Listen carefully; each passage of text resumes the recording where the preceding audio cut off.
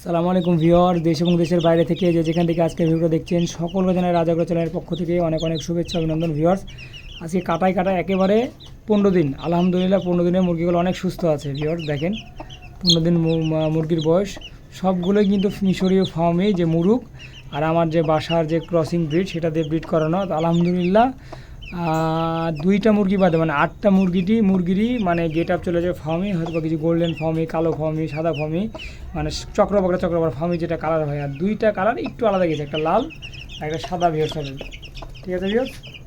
তো দেখা যাক আলহামদুলিল্লাহ কী অবস্থা হয়, কত দূর হয়, কত বড় হয়।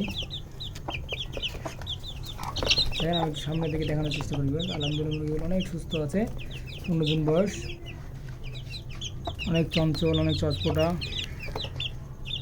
এগুলো আমি ডিম পাড়া পর্যন্ত ভেবে আমি খাঁচায় বড় করবো, এদের কিন্তু আমি বাইরে ছাড়বো না, খাঁচায় বড় করবো। এখন খাঁচায় কিন্তু নিচে কিন্তু চট দেওয়া আছে, 1 মাস হয়ে গেলে আমি চটগুলো টেনে নেবো, তাহলে ওরা মোটামুটি বড় হয়ে যাবে, অ্যাডজাস্ট হয়ে যাবে। সবাই দোয়া করবেন, ভালো থাকবেন, সুস্থ থাকবেন, নিরাপদে থাকবেন। আসসালামু আলাইকুম ওয়া রাহমাতুল্লাহ।